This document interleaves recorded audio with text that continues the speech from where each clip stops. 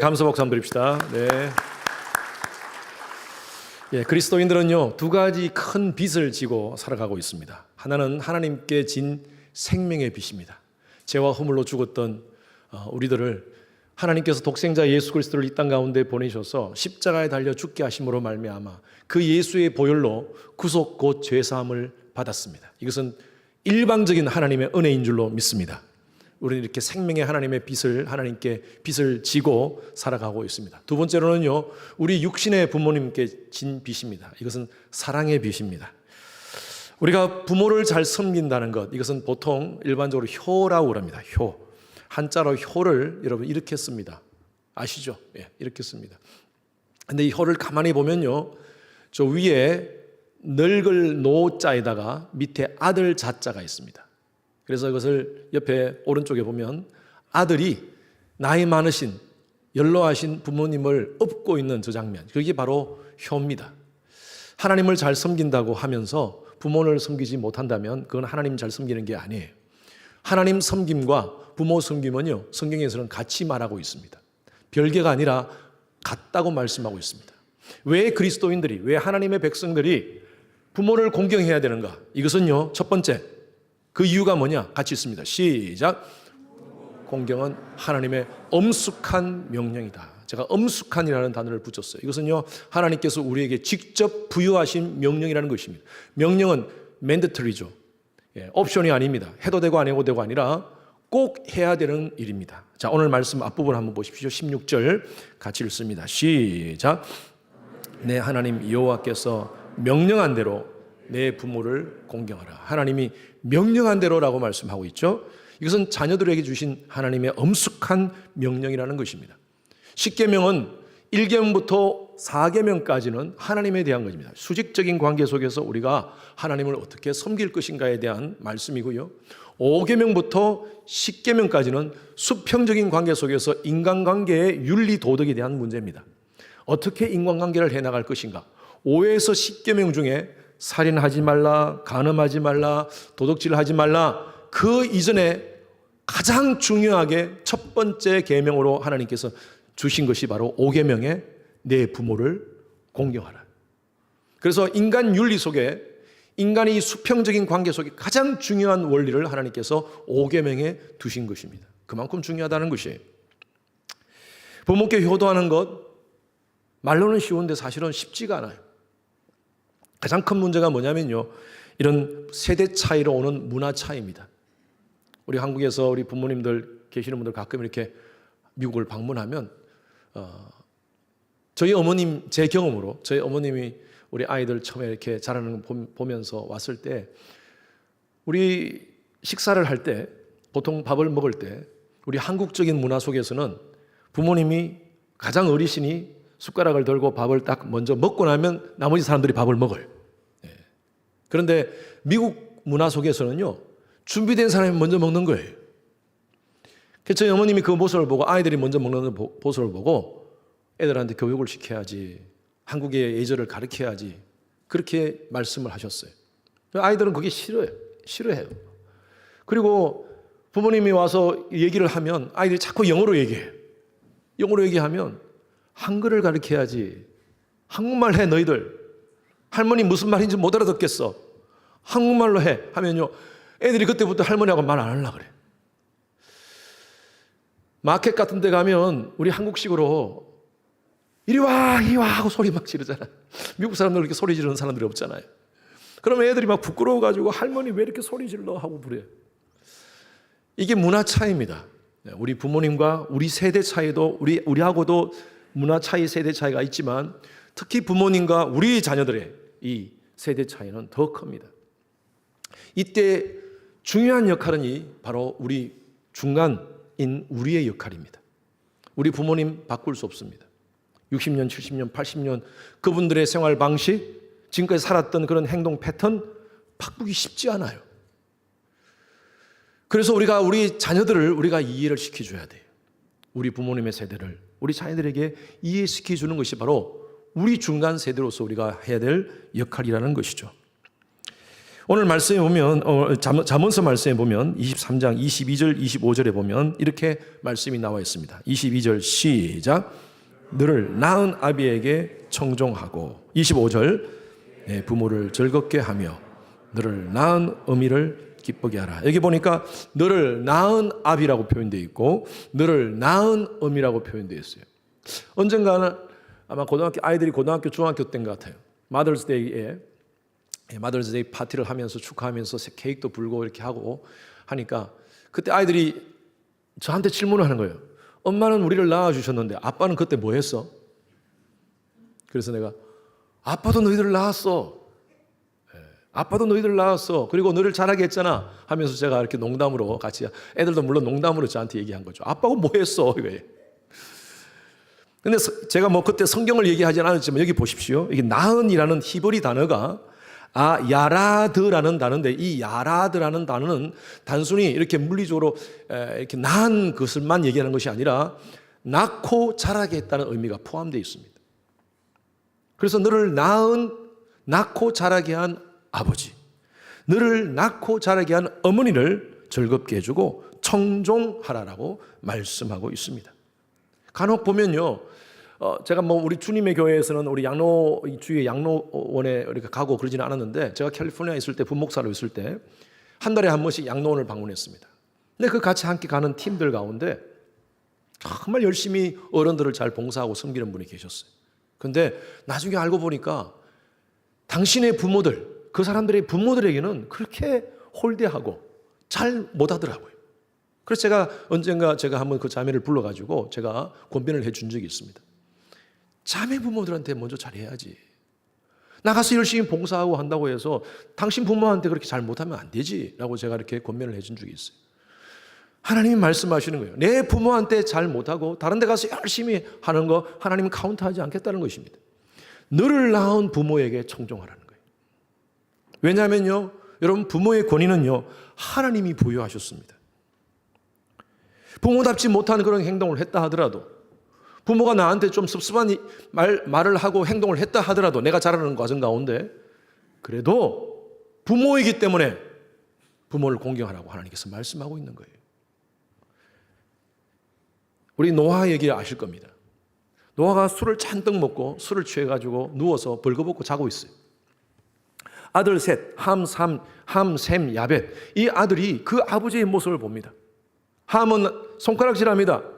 어떻게 아버지가 저런 술을 먹고 저렇게 경상도 말로 딥이 져가지고 저렇게 있냐고 하면서 함은 아버지를 향하여 막 조롱합니다.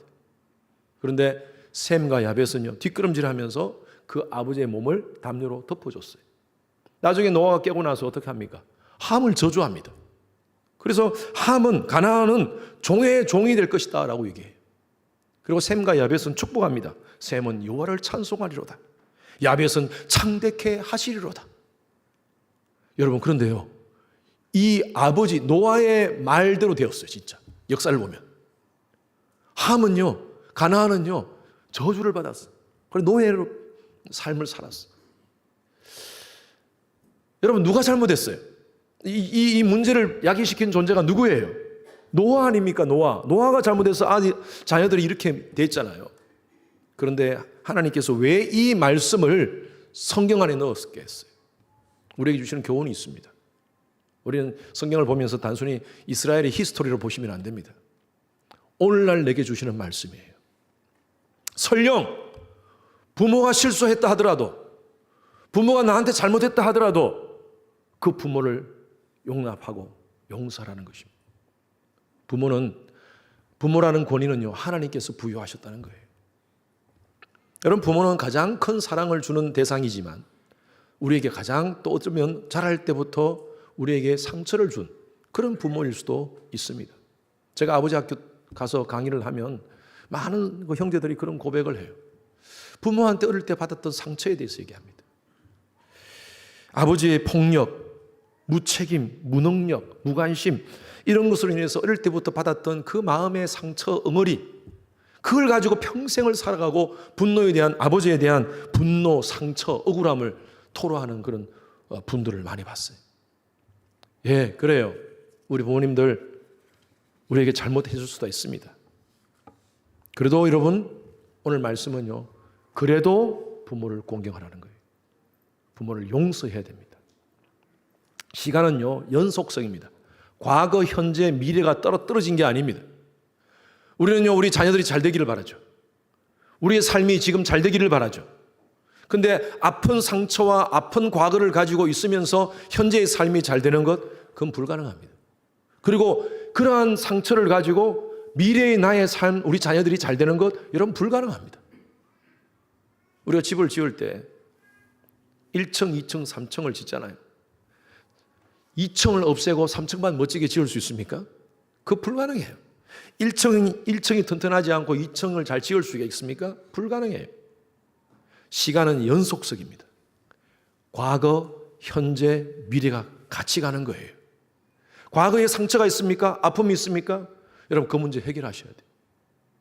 우리 부모님에 대해서 그런 불의한 이 마음의 그러한 섭섭함과 그런 상처와 분노를 가지고 우리는 우리 현재를, 우리의 미래를 더 아름답게 만들 수가 없습니다. 왜냐하면요, 내가 상처를 가지고 있으면 우리 자녀들에게 대물림됩니다. 아버지 학교 가서 첫 번째 강의가 아버지의 영향력입니다. 아버지한테 우리가 대부분 영향을 받았어요. 근데 이것은 두 가지 영향이 있습니다. 순기능적 영향이 있고 역기능적 영향이 있습니다. 순기능적 영향, 우리 부모님한테 받았던 좋은 영향은요, 우리 자녀들에게 대물림해야 돼요. 그런데 역기능적 영향, 우리 부모님에 대한 그 상처와 아픔들이 있으면요, 내 대에서 끊어야 됩니다. 그래야지 나의 현재의 삶이 행복해질 수가 있고, 그리고 우리의 자녀들의 삶이 행복해질 수가 있다는 것입니다. 더 많이 강의하면 또 아버지 학교 강의가 나가게 되니까 요만큼만 할게요. 예. 그래서 여러분, 우리 시대에 잘못된 그런 부모님한테 받았던 그러한 상처와 아픔 한 있습니까? 우리 시대에서 끊어야 돼요. 레위기 19장 3절 말씀, 굉장히 중요한 말씀을 하십니다. 하나님이 시작. 너희 각 사람은 부모를 경외하고 나의 안식일을 지키라. 나는 너희의 하나님 여호와이니라. 여기 말씀 보니까 부모 경외하고 안식일 지키라라고 끝낼 수 있습니다. 그런데 그 뒤에 하나님 뭐라고 말씀하십니까? 나는 너희의 하나님이라. 이 말씀 무슨 말씀이겠어요? 준엄한 하나님의 명령이라는 것입니다. 이거 소홀하지 말라는 거예요. 이 말씀을 소홀하지 말라는 거예요. 너희 각 사람은 부모 경외해라. 그리고 안식일 지키라.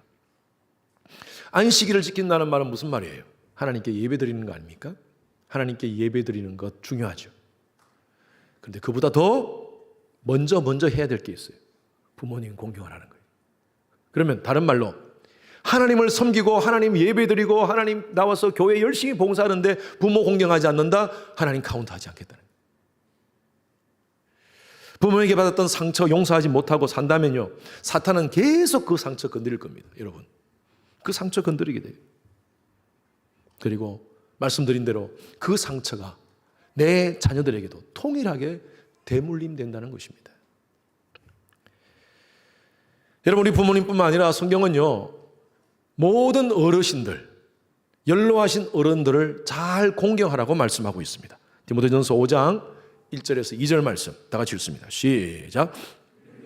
꾸짖지 말고 고나되 아버지에게 하듯하며. 2절, 늙은 여자를 어미에게 하듯하며. 다른 어르신들, 우리 주위에 있는 많은 어르신들을 내 부모처럼 그렇게 섬기라고 말씀하고 있습니다. 내 마음에 들지 않는다고 함부로 말하고 함부로 행동하지 말라는 것입니다. 여기 보니까 늙은이, 연세 많으신 분들을 함부로 대하지 말라는 거예요. 꾸짖지 말라. 그분들을 어떻게 대하라고요? 내 아버지 대하듯이 하라는 거예요. 내 주위에 있는 어른들을. 늙은 여자, 주위에 있는 어르신들, 여자분들, 우리 어머니 대하듯이 하라는 것입니다. 우리 어머니한테 함부로 말할 수 있겠습니까? 함부로 행동할 수 있겠습니까? 우리 70세 되신 어르신들, 우리 특히 한국 어르신들은요, 정말 보릿고개, 한국의 정말 어렵고 힘든 시기들을 다 지낸 분들입니다. 저는 라떼는 요즘 라떼 젊은 사람 싫어한다 그랬죠. 저의 때는요, 그래도 보릿고개는 경험하지 않았어요. 60년대 초반. 그런데 60년대 이전 분들은요, 보릿고개 경험했습니다. 봄이면 보릿고개를 경험하는 거예요. 먹을 게 없어가지고 나무 껍질 벗겨서 먹었다 그런 얘기 하지 않습니까? 전쟁 이후에 정말 힘들고 어려운 시기를 살았어요. 제대로 교육받지 못했습니다. 이분들이 어떻게 사람들을 대하며 어떻게 자녀들을 양육하며 배우지 못하셨어요. 그래서 여러분, 우리가 주위의 어르신들, 어른 자격을 갖추었기 때문에 그들을 공경하느냐? 아닙니다. 어른이기 때문에 공경하라고 말씀하는 거예요. 요즘 얼마나 세상이 각박한지 몰라요. 또 라떼 얘기할게요. 라떼는 저희 때는요, 초등학교 다닐 때 저는 국민학교를 다녔습니다. 여러분 초등학교 다니셨죠? 저는 국민학교를 다녔어요. 학교에서 혼나면요, 집에 가서 말을 못합니다. 왜? 집에 가서 말했다가는 엄마한테 혼나요. 또 네가 그렇게 했으니까 그랬지. 그래서 학교에서 혼나더라도 집에서 절대 말을 못했어요. 요즘은 안 그래요. 아이들이 학교에서 혼나잖아요. 그럼 집에 엄마한테 다 얘기하면 엄마가 달려갑니다. 선생님한테 가지고 따집니다. 왜 내 새끼 건드리냐고. 뭐 그럼 우리가 뉴스를 많이 보지 않습니까? 그러니까 아이들이 선생님을 함부로 대하는 거예요. 선생님, 대드는 애들이 없나? 심지어 선생님한테 구타하는 아이들도 생기게 되었어요. 여러분, 효 질서가 파괴되는 이 시대 속에 우리는 살아가고 있습니다. 저는 우리 주님의 교회가 한 가족이라고 봅니다. 우리는 가족 의식을 가져야 돼요. 우리 교회 어르신들, 우리 부모님 육신의 아버지처럼 어머님처럼 잘 섬겼으면 좋겠어요. 어떤 가정은요, 전체로 가족 전체가 이민 오신 분이 계시지만 어떤 가정은 우리 여러분들만 오셔서 이렇게 부모님이 한국 계시는 분들이 많을 거예요. 그래서 우리 한국에 계시는 부모님 생각하고 우리 교회에 계시는 어르신들을 내 부모님처럼 그렇게 섬겼으면 좋겠습니다. 여러분, 나는 아직도 젊어라고 생각하시는 분이 계십니까? 저도 얼마 전까지 그렇게 생각했어요. 나는 항상 젊고 또 청년 목사라고 생각했어요. 내 스스로. 그런데 제가 올해 60이 되었어요. 놀라시는 분도 있지만 안 놀라시는 분도 계시네요. 제가 올해 만 60 되었어요. 와, 이렇게 될 줄 몰랐어요. 제가 미국 와서 제일 처음 사역한 게 예배 사역이었습니다. 예배 인도를 했어요. 그래서 교회에서 예배 사역을 하면 전도사로 예배 사역을 했는데, 우리 다 같이 일어납시다 해가지고 같이 함께 찬양합시다 하고 박수 치면서 찬양합시다. 뭐 그렇게 찬양할 때 찬양 인도를 하는데, 끝나고 나면 꼭 어르신들이 몇 분이 얘기를 하세요. 전도사님, 예배 너무 좋은데 안 일으켰으면 좋겠어요. 힘들어요. 아, 그러세요? 그리고 전도사님, 하나만 좀 말씀드릴게요. 찬송가 좀 부르면 안 될까요? 아, 그러세요? 속은요, 제 속에는, 아니 골프는 몇 시간 동안 치시면서 아니 10분 20분 서 있는 게 뭐가 힘들다고. 그리고 요즘 나오는 찬양들이 얼마나 은혜스럽고 좋은 찬양이 많은데, 가사도 멋진 찬양이 많은데, 아유 그냥 옛날 찬양 찬송가 4줄을 가까이 하게 하면 그런 것만 부르고 하냐고 하면서 겉으로는 제가 표현 못하고 속으로 그렇게 생각했어요. 어딜 가시면요, 어른들은 꼭 떡을 찾아요. 떡. 아니 빵이 얼마나 맛있는데, 네? 아우 떡이 맛있다고 그러시죠. 저는 떡이 맛이 없더라고요. 근데 제가요 바뀌었습니다. 요즘은 빵보다 떡이 맛있어요. 그리고 우리 금요 예배 때 이렇게 가끔 뭐 매번 아니지만 가끔 한 20분 서 있으면요 다리가 후덜거려요. 운동하고 막 뛸 때는 뭐 20분 30분 계속 뛰는데 이렇게 다리가 벌써 후덜거리면서 어른들이 이해가 되는 거예요. 그리고 가끔 찬송가 편곡돼서 부르는 찬송가를 부르면 은혜가 되는 거예요. 내가 기성세대가 되는구나. 나도 이제 나이가 들었구나 하는 그런 생각이 듭니다. 어르신들 보면요, 말하다가 어떤 주제를 가지고 말씀하시다가 갑자기 다른 주제로 팍 가버려요. 그래서 방금 내가 들은 게 뭐지? 하면서 헷갈릴 때가 있어요. 예. 근데 요즘 제가 그래요. 애들 앞에서 얘기하다가 아빠 지금 주제가 바뀌었어. 그리고 자꾸 반복하는 거예요. 자꾸 반복하는 거예요. 가만히 생각해보니 그래요. 제가 이 나이가 들다 보니까 말하고 싶은 것을 생각하면요, 그냥 그대로 또 그냥 말아버리는 거예요. 이 다른 말 하다가 그 말을 또 해버리는 거예요. 잊어버릴까 싶어서. 그리고 중요한 것은 자꾸 반복하는 거예요. 이게 잔소리가 되는 거예요. 아, 나도 이렇게 나이 들어가는구나 하는 것을 느꼈어요. 그러면서 느낀 게 어르신들의 마음이 이해가 돼요. 아, 그래서 그러셨구나. 그래서 나한테 그렇게 전도사님 서 있는 게 힘들어요. 전도사님 찬송가 불렀으면 좋겠어요. 전도사님 빵보다 떡이 좋아요. 여러분 젊다고 생각하시죠? 여러분 곧 노인 됩니다. 개봉박두. 언제 나도 모르게 노인 돼버려요. 제가 이렇게 될 줄 몰랐어요. 지금 맥도날드 가면 시니어 커피 시킬 수 있어요. 자랑은 아니지만. 여러분 신앙은요 질서를 지키는 삶입니다. 하나님은 질서의 하나님이신 줄로 믿습니다. 그래서 하나님은 질서대로 교회를 다 교회가 운영되기를 원하세요. 그래서 교회 안에서 우리 자녀들 예절을 어르신들을 잘 연세 많으신 분들을 잘 예절을 지킬 수 있도록 여러분 가르쳐 주시기 바랍니다. 우리 교회 아이들 비교적 참 인사 참 잘해요. 여러분들 잘 훈련시키는 것 같아요. 또 신앙적으로도 마찬가지입니다. 잘 훈련시키십시오. 그리고 제가 부탁드리고 싶은 것은 이번 목요일 날, 이번 주 목요일 날 5월 15일입니다. 5월 15일 무슨 날? 스승의 날입니다. 한국에는 스승의 날로 지키잖아요.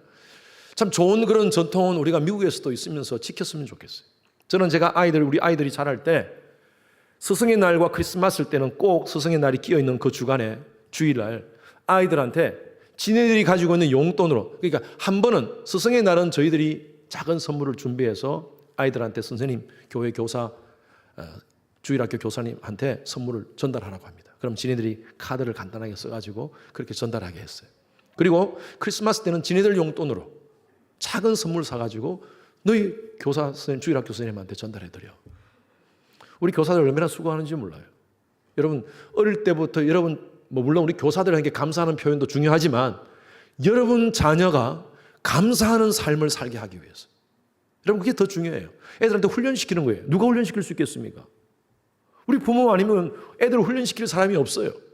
그래서 아이들로 하여금 감사하는 삶을 살 수 있도록 하니까 저희 아이들 다 크면요 아주 우리 애니버서리를 잘 챙겨줍니다. 부모님 결혼 기념일, 엄마 생일, 아빠 생일 이렇게 해가지고 애들이 감사하는 마음을 늘 표현하고 있습니다. 어릴 때부터 그 훈련 때문에. 그래서 여러분 이번 주에 이건 제 제안입니다. 여러분 자녀들 교사, 주일학교 교사들에게 감사의 표현을 좀 했으면 좋겠어요. 아이들이 전달할 수 있도록. 여러분들이 전달하지 말고 아이들이 전달할 수 있도록 했으면 좋겠어요. 여러분 교회는요 가정입니다. 가정 공동체예요. 그래서 우리 교회 안에서 어르신들을 잘 공경하는 그런 훈련을 여러분 자녀들에게 하시는 우리 부모님들 되기를 주님 이름으로 축원합니다. 부모 공경 하나님의 엄숙한 명령입니다. 두 번째 읽습니다. 시작. 부모 공경은요 자녀 축복의 통로입니다. 자, 우리 16절 말씀 한 번 더 읽습니다. 시작. 다시 크게 시작.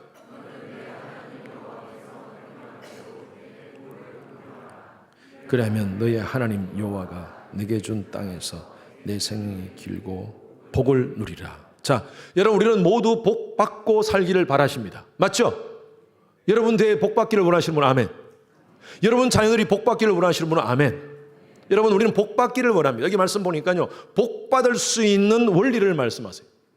여호와께서 명령하신 대로 내 부모를 공경하라. 그리고 그러면이라고 해요. So that 그렇게 되면 내 하나님 여호와가 내게 준 땅에서 내 생명이 길고, 이것은 여러분 우리의 삶 가운데 건강의 복을 주신다는 거예요. 그리고 복을 누리라. 이 복이라는 것은 함축적으로 우리의 삶의 영적인 복, 육적인 복, 물질적인 복이 다 포함되어 있습니다. 우리는 복 받기를 바라면서 우리 부모님에게 부모를 공경하지 않는다면 우리 자녀들도 똑같이 그렇게 될 거예요. 우리 그런 말 있잖아요. 콩 심은 데 콩나고 파 심은 데 심는 대로 거둔다는 거예요. 성경의 말씀 원리예요. 심는 대로 거둬요. 효도를 심으면 효도가 나는 거예요. 불효로 시험하면 불효가 나는 거예요. 여러분, 우리가 부모 공경하는 가정이 왜 잘 살고 행복한 가정이 되나? 우리는요, 부모에 대한 자식으로서 우리 자녀들에 대한 부모입니다. 우리 자녀들에게 우리는요, 거울입니다. 거울. 제가 지난주에 설교를 못해서, 제가 지난주에 출장을 갔다 와서 지난주 설교를 못했는데, 항상 제가 어린이 주일날 설교할 때마다 여러분들에게 꼭 드리는 말씀이 있어요. 우리는요, 카피되어지고 있습니다. 누구에게? 자녀들에게. 자녀들은 우리의 삶을 카피하고 있어요. 절대 말한 대로 아이들은 배우지 않습니다.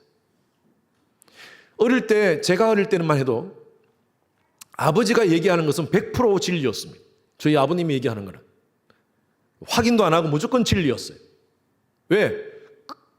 받을 수 있는 지식 루트가, 인포메이션을 받을 수 있는 그런 루트가 그 부모님밖에 없었어요. 뭐 학교에서 공부하는 거 외에는. 그냥 삶에 대해서 여러 가지 지식은요, 우리 아버지, 어머니를 통해서 받은 거예요. 근데 요즘은 안 그래요. 제가 언젠가 그때 애들이 중학교, 고등학교 때 여행을 가는데, 여행 가면서 그 그랜드 캐년, 자이언트 캐년, 브라이스 캐년 쭉 다니면서 제가 가면서 설명을 쫙 해줬어요. 이건 이렇고 저렇고 하면서 여기는 이렇고 이런 히스토리가 있고, 제가 공부를 좀 해가지고 설명했는데, 딱 얘기하고 있는데 아들이 앉아가지고 다 찾아보는 거예요. 구글 아저씨한테 묻는 겁니다. 아빠 그게 아니래. 아빠 그게 아니래. 요즘 애들은요, 얼마나 빠른지 몰라요. 정보를 우리를 통해서 배우는 것이 아니라 구글 아저씨를 통해서 배우고 있습니다. 너무 정확하게 배우고 있어요. 그래서 우리는요, 그런 것을 가르칠 수가 없어요, 이제는. 진짜 우리 아이들에게 가르칠 수 있는 방법은요, 제가 늘 말씀드리죠. 우리 자녀들은 우리의 뒤통수를 보고 배운다는 거예요. 우리가 말하는 대로 크지 않고 우리가 보이는 대로, 우리가 보여주는 대로 아이들은 큽니다. 그러니까 여러분의 삶을 아이들이 읽고 있어요. 그래서 그렇게 해서 신앙생활, 성경 읽어, 기도생활해, 어떻게 해요? 아빠, 엄마가 하는 것을 보는 거예요. 아빠, 엄마가 하는 것을. 그래서 여러분, 제가 말씀드린 대로 효하는 부모에게는 효하는 자녀가 나오는 거예요. 불효하는 부모에게는 불효하는 자녀가 나오는 겁니다. 보는 대로 배우기 때문에. 우리가 부모에게 불효하면요, 우리 자녀들에게도 똑같이 우리에게 대할 것입니다. 그리고 그 가문은 계속 상처 가운데 이어질 것입니다. 여러분 마음 가운데 아까 제가 말씀드린 대로 부모에 대한 상처와 억울함과 그런 한스러움이 가슴 속에 맺혀 있습니까? 여러분 그 문제는요, 하나님께 맡깁시다. 그리고 이제 나의 삶을 새롭게 해야 돼요. 우리 부모님들의 그 당시의 시대적 상황을 어른들은 다 우리에게 설명하지 않았지만 우리가 이해했으면 좋겠어요. 부모는 능력으로 평가하는 대상이 아닙니다. 우리 부모가 나한테 능력을 많은 것을 베풀어 주셨기 때문에 내가 받은 것으로 여러분 대가를 부모한테 돌려주려고 하지 마십시오. 대가 계산의 대상이 아니라는 것입니다. 우리 부모님들은 부모이기 때문에 우리가 공경하는 거예요. 우리 부모님들 정말 한국 역사 속에 어려운 시기를 보냈습니다. 연세 많으신 부모님 1930년대 부모님도 계시고 40년대, 50년대 정말 힘든 시기 아니었습니까? 그리고 50년대 일제강점기가 끝나고 나서 50년대 6.25 사변이 있었죠. 정말 힘든 시기를 보내다가 1970년대부터 경제 이제 발전이 시작되었습니다. 정말 허리띠 쫄라매고 열심히 일하시던 분들이 지금 70세, 80세 우리 어르신들이에요. 당신들은 먹지 못하더라도 우리에 먹여주셨어요. 당신들은 제대로 교육받지 못하더라도 우리에게 교육받을 수 있도록 환경을 만들어 주셨어요. 우리가 좀 부족하다고 섭섭하다고 부모에게 생각하는 그런 부분들이 있습니까? 우리에게 다 설명하지 않았지만 피치 못할 이유가 있었을 것입니다. 우리한테 설명하지 못하고 돌아가신 부모님도 계실 거예요. 그 상황에서는 최선을 다했을 겁니다. 제가 참 좋아하는 노래 가운데 하나인데, 여러분 좀 오래된 노래인데 설교 시간에 또 노래를 불러서 미안합니다. 김창완 씨, 산울림 김창완 씨가 만든 노래 가운데 어머니와 고등어라는 노래가 있습니다. 혹시 아시는 분? 2부 때는 많이 까덕거리던데 3부는 잘 모르시네요. 이 노래가 이렇습니다. 한밤중에 목이 말라 냉장고를 열어보니 한 귀퉁이에 고등어가 소금에 절여져 있네. 어머니 코 고는 소리, 뭐 이렇게 시작되는 거예요. 그리고 어머니는 고등어를 구워주려 하셨나 보다, 뭐 이렇게 노래가 시작되는데, 이 노래를 지은 사람이 밤에 늦게 들어와가지고 냉장고 문을 열어보니까 이제 뭐 그 배경은 술을 먹고 들어와가지고 목이 말라가지고 뭘 마실 게 있나 싶어서 냉장고 문을 열어보는데 보니까 고등어가 있는 거예요. 예. 이 귀한 고등어, 예, 옛날에 얼마나 고등어가 귀했습니까? 그런데 소금에 절여져 있어요. 내일 아침에 자식을 위해서 구워주려는 그 고등어를, 그걸 바라보면서 어머니를 생각하면서 지은 노래가 바로 이 노래랍니다. 저도 지금 생각하면 저희 어머님 생선을 항상 구우실 때, 생선을 굽고 나면 저희 3남매입니다. 제가 맏이고 둘째 여동생 또 막내가 아들인데 항상 생선회를 다 솎아내셔가지고 이렇게 저희들 나눠주셨어요. 장남인 나한테 좀 더 많이 주시고 이렇게 하시고, 어머니는 항상 생선 머리를 드셨어요. 나는 생선 머리가 맛있는 줄 알았어요. 어머니가 항상 드시니까. 어떤 신혼부부가 있는데 신혼부부한테 어머니가 생선을 사서 오셨어요. 그래가지고 며느리가 맛있게 생선을 이렇게 구워가지고 상위에 올려놨습니다. 근데 아들이 이런 얘기를 해요. 아들이, 우리 어머니는 어릴 때부터 생선 머리를 너무 좋아하셔. 그래서 생선 머리를 짤뚝 잘라가지고 어머니한테 생선 머리를 탁 주더랍니다. 여러분, 정말 우리 어머님들이 생선 머리만 좋아하세요? 참 눈치가 없어요, 우리가. 진짜 눈치가 없어. 어머니가 생선머리 좋아한다고 생선머리 잘라주는 거예요? 자식 먹으라고 그렇게 하신 거죠, 지금까지. 자식한테 좋은 거 주고 싶어서 몸을 주신 거죠. 그 생선에 몸을 주신 거죠. 우리 자식들 눈치가 너무 없는 것 같아요. 우리 부모님들, 여러분들의 부모님들, 여러분 오스틴에 같이 사시고 계십니까? 가만히 서 있어도 힘들어요. 이제 65세, 70세 되시면 가만히 있는 자체도 힘들어요. 몸이 아파요. 근데 우리 부모님들한테 그렇게 얘기하죠. 어머님 혹시 필요한 거 없으세요? 어머니 어디 아프신 데 없으세요? 어머니 어디 힘드신 거 없으세요? 아버님? 그러면 우리 부모님들 뭐라고 말씀하십니까? 없어. 괜찮아. 나 신경 쓰지 말고 너희들 잘 살아. 그런 말씀 하세요. 여러분, 힘들더라도 힘들다 말씀하지 않으셨어요. 왜 그래요? 당신들께서 그렇게 평생을 살아오셨으니까. 힘들더라도 힘들다 말 안 하고 사셨어요, 지금까지. 그렇기 때문에 웬만한 거 가지고 힘들다라고 얘기 안 하셔요. 왜? 자식들한테 부담 주기 싫어서. 그럼 우리는 또 어떻게 생각합니까? 진짜 안 힘드신 줄 알고. 참 눈치가 없어. 한국의 어느 단체에서 65세 이상 되시는 부모님을 상대로 조사를 했는데, 통계에 따르면 이렇습니다. 자녀에게 가장 하기 싫은 말 3가지. 첫 번째, 아프다는 말. 두 번째는 외롭다는 말. 우리 부모님 가운데 먼저 또 배우자가 떠나신 분이 있잖아요.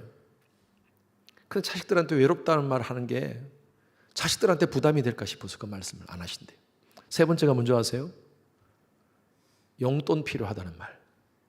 내가 돈 좀 필요하다. 이런 말을 하기가 가장 힘들다고 그렇게 말씀하십니다. 여러분, 눈치껏 합시다. 우리 자녀로서 우리 부모님들 눈치껏 합시다. 여러분, 요즘 많이 보는 드라마 있죠? 여러분 좋아하는 드라마. 저도 우리 아이들이 그 드라마를 먼저 봤어요. 그래가지고 아빠, 엄마 이 드라마 꼭 봐. 한국 드라마, 넷플릭스. 너무너무 좋은 드라마예요. 애들이 엄청나게 울었대. 그래서 제가 봤습니다. 제목은 폭삭 속았수다. 여러분, 폭삭 속았수다 뜻을 아십니까?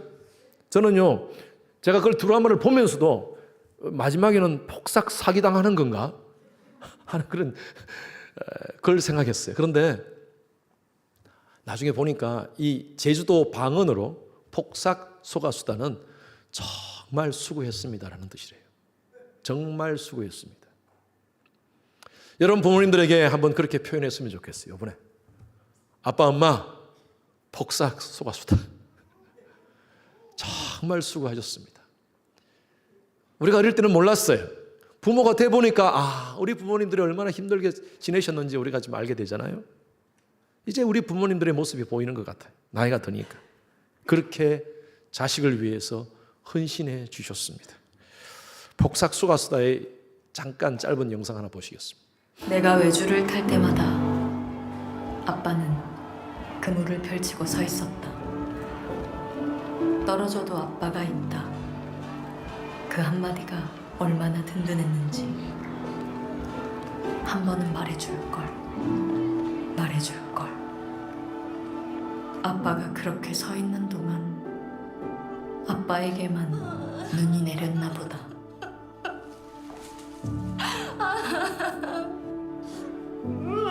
아빠 여기 있어.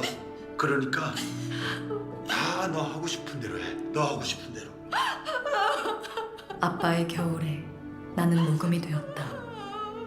그들의 푸름을 다 먹고 내가 나무가 되었다.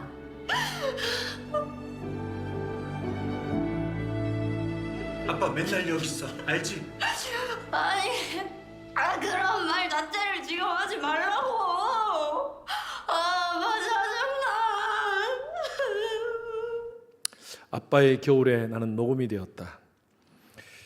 그들의 푸름을 다 먹고 나는 나무가 되었다.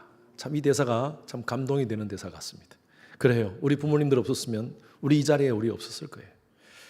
여러분 부모님 살아계십니까? 감사하십시오. 그리고 살아계시는 동안 최선을 다하시길 바랍니다. 사실은 저는 매년 이 설교를 할 때마다 늘 부담스럽습니다. 왜냐하면 저도 효를 잘 못해요. 저희 아버님 돌아가셨고요. 그렇게 저한테 많은 사랑을 주셨던 저희 아버님, 제가 사랑을 드리기도 전에 돌아가셨고, 어머님 계시는데 어머님은 저 요양원에서 계십니다. 2주에 한 번씩 영상으로 뵙습니다. 그렇게밖에 못하는 제 자신이 참 부끄럽습니다. 이렇게 늘 어머니 미안합니다. 가까이서 제가 어머니 섬기지 못해서 미안합니다 하면, 네가 목사로서 교회 성도들을 잘 섬기는 것이 나한테 효하는 거야. 그 말씀을 늘 해주세요. 여러분 우리 부모님께 잘합시다. 자주 대화해드리고요, 자주 전화드리고 또 영상으로 카톡으로 우리가 주고받고 하시면서 우리 부모님 외롭지 않도록 해드렸으면 좋겠어요. 예수를 믿지 않은 부모님 계십니까? 가장 큰 효도가 바로 예수님 전하는 겁니다. 우리는 천국 가는데 우리 부모님들이 만약에 천국까지 구원받지 못한다면 여러분 얼마나 참 우리가 우리 부모님한테 가장 불효하는 겁니다. 그래서 리바우러 미션 라이프의 가장 첫 번째는요, 여러분들 부모님을 전도하십시오. 그래서 이번이 가정의 달을 지내면서 여러분 부모님들, 예수 믿지 않은 부모님들에게 복음을 전하시는 여러분 되시기를 주님 이름으로 축원합니다. 매년 어버이날에 이 노래를 같이 함께 부릅니다. 양주동 씨가 쓴 가사죠. 나실제 괴로움 다 잊으시고. 이 찬양 같이 함께, 이 노래 같이 함께 부르면서 여러분 부모님을 한번 생각해 보시기 바랍니다. 나실제 괴로움 다 잊으시고 기르실 밤 낫으로 애쓰는 마음 진자리 마른 자 같이 합시다. 가라뉘시며 손발이 다닳도록 고생하시네. 하늘 아래 그 무엇이 넓다 하리요. 어머님의 희생을 가히 없어라. 오늘도 말씀 받았습니다. 여러분 하나님께서 주신 준엄한 하나님의 명령 잊지 마시고요, 말씀 앞에서 떨림으로 하나님 앞에 바르게 서 있는 여러분 되시기를 바랍니다.